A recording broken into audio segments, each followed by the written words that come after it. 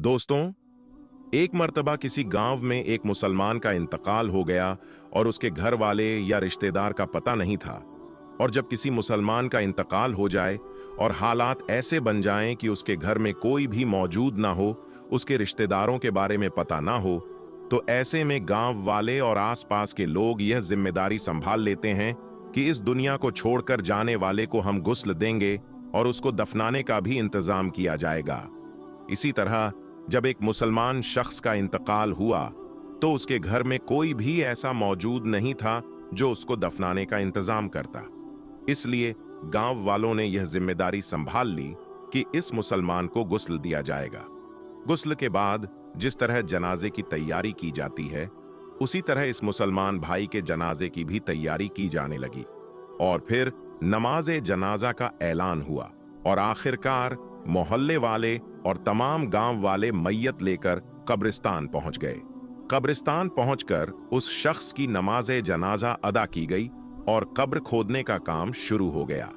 दोस्तों, कब्रिस्तान के हवाले से हम यह जानते हैं कि अक्सर कब्रें बहुत ज्यादा पुरानी हो जाती हैं, यहां तक कि उनका निशान तक मिट जाता है। उस मुसलमान की कब्र भी ऐसी ही पुरानी कब्र के बराबर में खोदी जा रही थी। और दोस्तों, जब उसकी कब्र खोदी जा रही थी तो बराबर वाली कब्र कमजोर होने की वजह से जमीन में बैठ जाती है, जिसकी वजह से कब्र के मुर्दे के पांव नजर आने लगते हैं। जो लोग उस नई कब्र को खोद रहे थे, उन्होंने जब उस पुरानी कब्र में देखा तो वह खुश हो गए और मुस्कुराने लगे। दोस्तों, उन्होंने देखा कि उस कब्र के अंदर गुलाब के फूल खिले हुए थे। यह देखकर लोग हैरान रह गए कि आज से पहले कई कब्रें देखी हैं जिनके ऊपर तो कई फूल और दरख्त नजर आते हैं, और दरख्तों के साए में भी हमने बहुत सी कब्रें देखी हैं, लेकिन कब्र के अंदर कभी फूल लगे हुए नहीं देखे। इस मंजर को देखने के बाद लोग यह फैसला करते हैं कि यह आधी कब्र तो खुल चुकी है, क्यों ना इसे अच्छी तरह से फिर से तामीर कर दी जाए। दोस्तों, जब उन लोगों ने अच्छी तरह से गौर किया और करीब से देखा तो उन्हें पता चला कि इस कब्र में महसूस होने वाली बहुत अच्छी खुशबू आ रही थी। खुशबू इतनी अच्छी थी कि उसको सूंघकर हर कोई मदहोश हो रहा था। गांव वाले देखते हैं कि कब्र तो बहुत पुरानी है, लेकिन इसके बावजूद उस मुर्दे का जिस्म बिल्कुल सही सलामत है और उसके कफन की चादर जर्रा बराबर मैली नहीं हुई है। और दोस्तों, यह मंजर देखकर सब लोग हैरान रह जाते हैं और सबके दिल में यह ख्वाहिश पैदा होने लगती है कि हम इस शख्स के बारे में जानकारी हासिल करेंगे। आखिर यह कौन आदमी है और जिंदगी में उसने कौन से ऐसे आमाल किए हैं जिनका सिला उसको आज मरने के बाद इतनी पुरानी कब्र यानी इतने अरसे बाद कब्र में मिल रहा है। और यह ऐसा कौन सा अमल करता था और ऐसा कौन सा काम करता था जिसकी वजह से उसकी कब्र से इतनी अच्छी खुशबू निकल कर आ रही है। चुनांचे सभी ने यह फैसला किया कि उस शख्स की तलाश जरूर की जाएगी। दोस्तों, उसकी कब्र को मिट्टी डालकर फिर से बंद कर दिया जाता है। जो जनाजा तमाम लोग अपने साथ लाए थे उसको भी दफना दिया जाता है। फिर उसके बाद लोग आसपास के तमाम गांव में फैल जाते हैं और उस कब्र के मुर्दे के घर वालों की तलाश शुरू कर देते हैं। आखिरकार कई रोज सख्त मेहनत के बाद और बुजुर्गों के मशवरे के बाद उन्हें यह पता चल जाता है कि आखिर यह शख्स कौन था। फिर कुछ लोग इकट्ठा होकर उसके घर पहुंच जाते हैं जहां वह शख्स कभी रहा करता था। बजाहिर घर देखने में बहुत ज्यादा पुराना लग रहा था और घर को देखकर यह नहीं लगता था कि यहां कोई रहता होगा। लोग उसके घर का दरवाजा खटखटाते हैं। अंदर से बहुत कमजोरी सी आवाज आती है, दरवाजा खुला है, आ जाओ। गांव वाले मिलकर घर में दाखिल होते हैं। दोस्तों, जब वो घर में जाते हैं तो देखते हैं कि उस घर में एक बहुत कमजोर औरत मुकीम है जिसकी उम्र बहुत ज्यादा हो चुकी है और उसका जिस्म इंतहा कमजोर हो चुका है। चुनांचे ये लोग उसके पास पहुंच जाते हैं और उससे सवाल करते हैं कि कब्रिस्तान में उस जगह एक कब्र है। बताया गया है कि उस कब्र का ताल्लुक आपके घर से है, तो आप हमें बताइए कि वो कब्र किसकी है। और हमें यह भी बताइए कि हमने कब्र में एक बहुत अजीब मंजर देखा है कि उस कब्र के अंदर से खुशबू आ रही थी और गुलाब के फूल कब्र के अंदर खिले हुए थे, और यहां तक कि कब्र के मुर्दे का जिस्म बिल्कुल सही सलामत था और उसका कफन तक मैला नहीं हुआ था। आखिर वो शख्स कौन था? ये सुनकर वो बूढ़ी औरत एक लम्हे को तो खामोश रहती है और फिर कहती है, जिस कब्र का तुम जिक्र कर रहे हो वो मेरे शौहर की कब्र है। जवानी में ही उसका इंतकाल हो गया था और वो मुझे छोड़कर चला गया था। लोग सवाल करते हैं, आखिर आपके शौहर ऐसा कौन सा अमल करते थे कि आज भी उनका जिस्म बिल्कुल सही सलामत है और कब्र में से खुशबू आ रही है? तो वो औरत कहती है, मुझे कुछ तो ज्यादा याद नहीं है क्योंकि मेरी याददाश्त बहुत ज्यादा कमजोर हो चुकी है, लेकिन हाँ, एक ऐसा अमल जरूर था जो मुझे आज भी याद है और मेरा शौहर रोजाना ये अमल दोहराया करता था। और वो अमल ये था, जब वो रोज सुबह फज्र की नमाज अदा करने मस्जिद में जाते थे तो देखते थे कि लोग नमाज के बाद कुरान पाक की तिलावत करने के लिए मस्जिद में बैठ जाते हैं और वहां बैठकर कुरान पाक पढ़ते रहते हैं। लेकिन मेरे शौहर को कुरान पाक पढ़ना नहीं आता था और वो इस बात पर बहुत ज्यादा गमगीन होते थे। रोने की हालत में घर आते थे और आकर कहते थे, मैं कितना बदनसीब हूं कि मुझे कुरान पाक पढ़ना नहीं आता, और ताक में रखी कुरान पाक को लेकर चूमते और अपने सीने पर लगाते थे और कुरान पाक को खोलकर जो भी आयतें उनके सामने आती थीं उन पर वह अपना हाथ फेरते और कहते थे, या अल्लाह, तूने इस किताब में जो कहा है वह हक़ है और तू सबसे बड़ा सच्चा है, तेरी किताब सच्ची है। और वह काफी देर तक मुख्तलिफ आयात पर हाथ फेर कर ये अल्फाज दोहराते रहते थे और उनके आंसू लगातार बहते रहते थे। उसके बाद वह कुरान चूम कर उसे सीने से लगा लेते थे और उसको उसकी जगह पर रख देते थे, और ये काम मेरा शौहर रोजाना किया करता था। मुझे लगता है कि ये वही अमल है जिसकी वजह से उनकी कब्र से ये खुशबू महक रही है। दोस्तों, कुरान पाक से मोहब्बत की एक छोटी सी मिसाल आपके सामने पेश की गई है। आजकल कितने ही ऐसे लोग हैं जिनको कुरान पाक पढ़ना आता है फिर भी वह कुरान पाक नहीं पढ़ते, बल्कि कुछ लोग तो ऐसे हैं जो कुरान पाक पढ़ने के बाद उसको भूल चुके हैं। अल्लाह पाक से दुआ करते हैं कि अल्लाह तबारक व ताला हमें और आपको कुरान पाक पढ़ने और उस पर अमल करने की तौफीक अता फरमाए। आमीन सुम्मा आमीन। दोस्तों, आज कुछ लोगों की वजह से पूरे देश का माहौल बिगड़ा हुआ है। जगह जगह पर लोग हिंदू मुसलमान कर रहे हैं, जगह जगह पर दंगे फसाद हो रहे हैं। हाल ही में आपने हरियाणा के मेवात नूह में देखा और सुना भी होगा कि किस तरह से वहां का माहौल बिगड़ा हुआ था। ऐसे बिगड़े हुए माहौल में हम आपको दो ऐसे वाकया बताते हैं जिसको सुनकर आप समझ जाएंगे कि ना तो सारे हिंदू बुरे होते हैं और ना ही सारे मुसलमान बुरे होते हैं। सिर्फ कुछ लोग बुरे हैं जो अपने फायदे के लिए ऐसा करते हैं। ये दोनों वाकया यकीनन आपके दिलों से नफरत को मिटा देंगे। इसलिए आज की वीडियो आप सभी के लिए बहुत ही खास है। आप हिंदू हो या मुसलमान, आप इस वीडियो को आखिर तक जरूर देखें। और अगर आपको ये लगे कि ये वीडियो हिंदू और मुसलमान को एक करने में मददगार साबित हो सकता है, दोस्तों, पहला जो वाकया है वो है इलाहाबाद की रहने वाली एक लड़की का, जिसका नाम आरती था। आरती लखनऊ में रहकर अपनी पढ़ाई पूरी कर रही थी। आरती उस दिन अपने घर इलाहाबाद जाने वाली थी, मगर उसी दिन उसके किसी फ्रेंड के घर पर कोई पार्टी थी, इसलिए उसने सोचा कि पहले मैं अपनी फ्रेंड के घर पार्टी अटेंड कर लेती हूं, उसके बाद शाम को अपने घर चली जाऊंगी। बस यही सोचकर उसने अपना रिजर्वेशन भी करवा लिया था। उसके बाद आरती ने पार्टी अटेंड की और फिर शाम को सीधी वह अपने फ्रेंड के घर से निकली और रेलवे स्टेशन पहुंच गई और जाकर ट्रेन में अपनी सीट पर बैठ गई।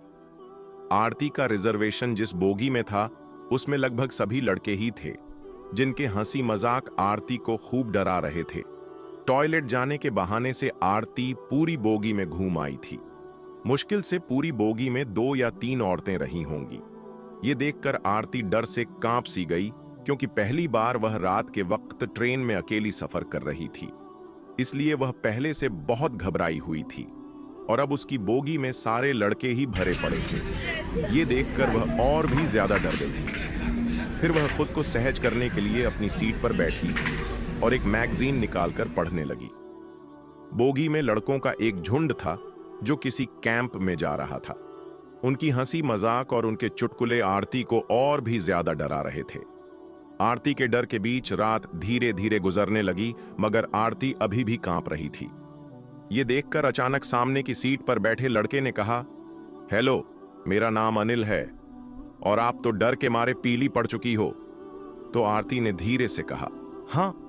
तो वो लड़का कहने लगा, जी कोई बात नहीं, अगर आप अपना नाम बताना नहीं चाहती हो तो मत बताइए, मगर वैसे आप जा कहां रही हो? तो आरती ने धीरे से कहा, इलाहाबाद जा रही हूं। इतना सुनते ही लड़के ने कहा, क्या इलाहाबाद? अरे वाह, वह तो मेरी नानी का घर है, इस रिश्ते से तो आप मेरी बहन लगीं। फिर खुश होते हुए अनिल ने इलाहाबाद की अनगिनत बातें बताना शुरू कर दी कि उसके नाना जी काफी नामी इंसान हैं, उसके दोनों मामा सेना में बहुत ऊंचे पद पर हैं। इस तरह से वह नई पुरानी बातें करने लगा। आरती भी धीरे धीरे नॉर्मल होकर अनिल की बातों में रुचि लेने लगी। आरती रात भर अनिल जैसे भाई की साए में सोती रही। सुबह आरती ने कहा, लीजिए आप मेरा पता रख लीजिए, अगर कभी नानी के घर आना हो तो आप हमारे घर जरूर आइएगा। तो ये सुनकर लड़के ने कहा, कौन सा नानी का घर? अरे बहन, वह तो मैंने आपको डरते हुए देखा तो मैं झूठ मूठ के रिश्ते करने लगा, मैं तो पहले कभी इलाहाबाद गया ही नहीं। ये सुनकर आरती चौंक उठी। तो लड़के ने कहा, बहन ऐसा नहीं है कि सभी लड़के बुरे होते हैं, कि किसी अकेली लड़की को देखा नहीं कि उस पर गिद्ध की तरह टूट पड़े, हम में भी और भाई होते हैं। इतना कहकर वह प्यार से आरती के सिर पर हाथ रखकर मुस्कुराने लगा। आरती अनिल को देखती रही जैसे कि उसका कोई अपना सगा भाई विदा ले रहा हो। आरती की आंखों में आंसू आ गए। तभी अनिल ने आरती से कहा, हाँ बहन, मेरा नाम अनिल नहीं है, मेरा नाम रियाज है। यह सुनकर आरती और भी ज्यादा हैरान रह गई। दोस्तों, यह तो हो गई एक लड़की की बात। अब आपको एक मुस्लिम लड़के का वाकया बताते हैं जिसको सुनकर आपका भी दिल खुश हो जाएगा और आपके दिल से नफरत खत्म हो जाएगी। दोस्तों, अब हम आपको जो वाकया बताने वाले हैं, ये वाकया गुजरात दंगे का बताया जाता है। कहा जाता है कि 27 फरवरी 2002 को दिन के वक्त एक ट्रेन में आग लगने की वजह से हिंदू मुसलमान के बीच में लड़ाई शुरू हो गई, जो रात तक बढ़ते बढ़ते बहुत ज्यादा बढ़ गई थी। फिर रात के वक्त लोग टोलियों की शक्ल में सड़कों पर घूमने लगे और बेगुनाह लोगों पर हमला करने लगे। उसी रात गुजरात के अहमदाबाद शहर में एक हिंदू लड़की अपने घर जा रही थी। इसी बीच उसने देखा कि सामने से सैकड़ों की तादाद में लोग अपने हाथों में तलवार लिए और शोर शराबा करते हुए आ रहे हैं। यह देखकर वह हिंदू लड़की बहुत घबरा गई और इधर उधर भागने लगी। वह बहुत से घरों में गई, मगर ऐसी हालत में किसी ने भी अपने घर का दरवाजा नहीं खोला। ऐसे में वह लड़की बहुत ज्यादा डर गई थी। फिर वह भागते भागते हड़बड़ाहट में एक मस्जिद में दाखिल हो गई, यानी कि धोखे से एक मस्जिद में घुस गई और एक कोने में छुप कर खड़ी हो गई। मस्जिद में दाखिल होने के बाद उस हिंदू लड़की ने देखा कि मस्जिद के दूसरे कोने में एक जवान मौलवी बैठा हुआ कुरान पाक की तिलावत कर रहा है, यानी कि एक चिराग की रोशनी में एक मौलाना कुरान पढ़ रहा है। मौलवी को देखकर फिर वह हिंदू लड़की उनके पास गई और उनको बाहर का सारा माजरा बता दिया, यानी कि उस मौलवी को सब कुछ बता दिया कि वह ऐसे ऐसे अपने घर को जा रही थी, मगर उसके सामने दंगाई आ गई, इसीलिए वह डर के मारे यहां आकर छुप गई है। फिर वह हिंदू लड़की मौलाना के सामने हाथ जोड़कर कहने लगी, आप मुझे बचा लीजिए, आप मेरी हिफाजत कीजिए। अगर मैं इस वक्त यहां से बाहर गई तो बाहर खड़े दंगाई मुझे मार डालेंगे। अभी बाहर के हालात बहुत ज्यादा खराब हैं। ऐसे माहौल में अब मैं अपने घर नहीं जा सकती हूं, इसलिए मैं रात भर यही रहकर गुजारना चाहती हूं। फिर वह हिंदू लड़की हाथ जोड़कर मौलवी से कहने लगी, मैं आपके सामने हाथ जोड़ती हूं, आप मुझे रात भर यहां पर रुकने की इजाजत दे दीजिए। लड़की की इन बातों को सुनने के बाद मौलवी साहब उठे और मस्जिद के दरवाजे पर गए और बाहर के हालात को देखने लगे। मौलवी साहब ने देखा कि बाहर के हालात वाकई में बहुत ज्यादा खराब थे। सैकड़ों की तादाद में लोग हाथों में लठ लिए इधर उधर घूम रहे हैं और बहुत से लोग हाथों में तलवारें लिए मस्जिद के बाहर खड़े हुए हैं। यह देखकर मौलवी साहब भी बहुत डर गए।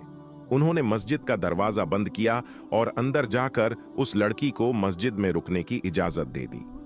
अब वह लड़की वहीं मस्जिद के दूसरे कोने में जाकर बैठ गई और मौलाना साहब फिर से कुरान पढ़ने में मसरूफ हो गए, यानी कि कुरान पाक को पढ़ना शुरू कर दिया। उस मौलाना के सामने एक चिराग रखा हुआ था जो चल रहा था। अब इधर वह लड़की मस्जिद के दूसरे कोने में बैठकर मौलाना साहब को देख रही थी। तभी उस लड़की ने देखा कि मौलाना साहब ने कुरान पढ़ने के दौरान अपनी एक उंगली को उस चिराग में डाल दिया और अपनी उंगली को जलाने लगे। फिर थोड़ी देर के बाद मौलाना ने वापस अपनी उंगली को चिराग से बाहर निकाला और फिर से वह कुरान पाक पढ़ने लगे। थोड़ी देर के बाद लड़की ने फिर देखा कि वह मौलाना साहब फिर से वही काम करने लग गए हैं, यानी कि उन्होंने फिर से अपनी उंगली को चिराग में डाल दिया और थोड़ी देर जलने के बाद उन्होंने वापस अपनी उंगली को बाहर निकाल लिया। मस्जिद के दूसरे कोने में बैठी वह हिंदू लड़की यह सारा मंजर अपनी आंखों से देख रही थी। यह देखकर वह लड़की हैरान और परेशान हो गई और सोचने लगी, यह मौलाना साहब कहीं पागल तो नहीं हो गए हैं जो बार बार अपनी उंगली को आग में जलाते हैं। खैर दोस्तों, फिर ऐसे सोचते सोचते उस लड़की की आंख लग गई, यानी कि उसको नींद आ गई और फिर पूरी रात निकल गई और सुबह हो गई। सुबह मौलाना उठे और मस्जिद के दरवाजे पर गए और उन्होंने बाहर के हालात देखे। मौलाना साहब ने देखा कि उस वक्त बाहर कोई भी दंगाई नहीं था, यानी कि सारे दंगाई वहां से जा चुके थे। फिर वह मौलाना उस लड़की के पास गए और कहने लगे, बहन उठो, हमारे नमाज का वक्त हो गया है। अभी थोड़ी देर के बाद ही यहाँ पर बहुत सारे नमाजी आने वाले हैं, इसलिए अब तुम्हारा यहाँ पर रुकना मुनासिब नहीं है, क्योंकि अगर लोगों ने तुमको यहाँ पर देख लिया तो लोगों में बुग़्ज़ पैदा हो जाएगा, लोगों में एक डाउट पैदा हो जाएगा। इसलिए अब तुम जल्दी करके यहाँ से चली जाओ।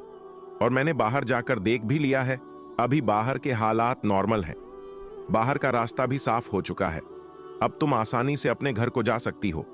आओ, अब मैं तुमको बाहर तक छोड़ देता हूं।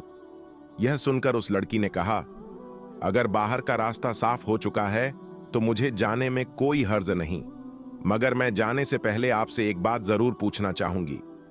मैं आपसे एक सवाल करना चाहती हूं, पहले आप उसका जवाब दीजिए। यह सुनकर मौलाना साहब कहने लगे, पूछिए बहन, क्या पूछना चाहती हो? तो वह कहने लगी, मौलाना साहब मुझे यह बताइए कि आप रात भर अपनी उंगली को चिराग में जलाने की कोशिश क्यों कर रहे थे? यह सुनकर मौलाना साहब कहने लगे, बहन इस बारे में आप ना ही पूछो तो अच्छा है, क्योंकि यह मेरा जाति मामला है, इसलिए मैं इसके बारे में आपको नहीं बता सकता। तो यह सुनकर वह लड़की कहने लगी, जब तक आप मुझे इसके बारे में नहीं बताएंगे तब तक मैं यहां से वापस नहीं जाऊंगी। इसलिए फिर मौलाना साहब को इसके बारे में मजबूरन बताना पड़ा। फिर वह मौलवी साहब कहने लगे, देखो बहन, बात दरअसल ये है कि जब तुम रात के वक्त यहां पर आई थी तो तुम्हारी खूबसूरती को देखकर शैतान ने मुझको बहकाना शुरू कर दिया था, इसलिए फिर मेरे दिल में नफ्स अम्मारा उभरने लगे थे, यानी कि तुम्हें देखकर मेरे दिमाग में गलत गलत और गंदे ख्याल आने लगे थे और वो मुझको बेचैन करने लगे थे। इसीलिए फौरन मेरे दिल ने मुझसे कहा कि अगर तुम बुरा काम करोगे तो कल कयामत के दिन तुम्हें जहन्नम की आग में जलना पड़ेगा, जो इस दुनिया की आग से 70 गुना ज्यादा भयावह होगी, ताकतवर होगी। इसीलिए पहले तुम इस दुनिया की आग का मजा चख लो। बस यही सोचकर फिर मैंने अपने दिल की बात को मानते हुए अपने जिस्म को आग के हवाले कर दिया और अपने जिस्म को आग का मजा चखा दिया और अपनी नफ्स से कहने लगा, अगर तुझ में आग की तपिश को बर्दाश्त करने की ताकत है तो फिर तेरी मर्जी, तुम जो चाहे वो करो। अगर तुम इसको बर्दाश्त कर सकते हो तो फिर तुम यह गुनाह कर लो।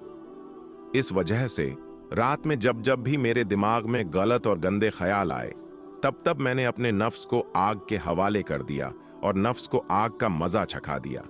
आग की तपिश देखकर मेरे नफ्स गलत काम करने से रुक गए। ऐसे करते करते ही मेरी पूरी रात गुजर गई। तो दोस्तों, देखा आपने, ना ही सारे हिंदू बुरे होते हैं और ना ही सारे मुसलमान बुरे। कुछ गिने चुने लोग होते हैं जिन्हें या तो हालात ने बुरा बना दिया होता है या फिर उन्हें बुरा बना दिया जाता है, क्योंकि वो बुरे बनेंगे तभी किसी का फायदा होगा। कुछ लोग हैं जो अपने फायदे के लिए हिंदू मुसलमान का नाम लेकर नफरत का काम बड़े लेवल पर कर रहे हैं। इसीलिए आप ऐसे लोगों की बातों में कभी ना आएं और आपस में सब मिलजुल कर रहें। इसी में हम सबका फायदा है और हमारे देश का भी। दोस्तों, उम्मीद करते हैं आज का यह वीडियो आपको पसंद आया होगा। अगर पसंद आया है तो दिल से इस वीडियो को एक लाइक करें और मेहरबानी करके कम से कम अपने 3 दोस्तों तक इस वीडियो को जरूर शेयर करें।